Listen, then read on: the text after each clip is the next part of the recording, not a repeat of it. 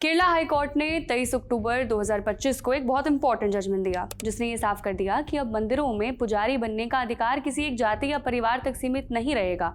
Court ने कहा कि पुजारी की नियुक्ति अपॉइंटमेंट किसी के कास्ट या लिनिएज पर आधारित नहीं होगी, बल्कि उसकी काबिलियत और ट्रेनिंग पर। पहले क्या होता था कि जो प्रीस्ट्स या फिर पुजारी, जिनको केरल में संथी कहते हैं, वो साल दर साल से एक ही परिवार से आते थे और वो सब ब्राह्मण होते थे।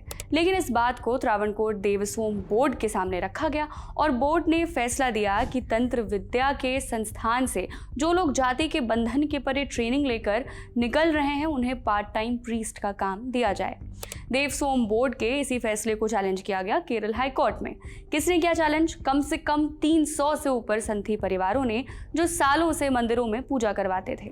उनकी दलील ये थी कि सिर्फ संथी समाज का ही पूजा करवा पाना एसेंशियल रिलीजियस प्रैक्टिस है, यानी ये हिंदू धर्म का मूल ढांचा है और अगर इसको खत्म कर दिया गया तो संविधान के राइट टू रिलीजन के खिलाफ हो जाएगा।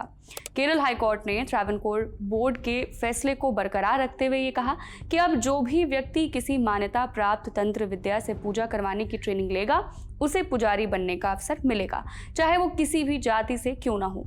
कोर्ट ने 1972 के एक पुराने सुप्रीम कोर्ट केस का भी जिक्र किया, शेषम्मल वर्सेस स्टेट ऑफ तमिलनाडु। उन्होंने कहा कि पुजारियों के अपॉइंटमेंट की प्रक्रिया धार्मिक नहीं मानी जा सकती।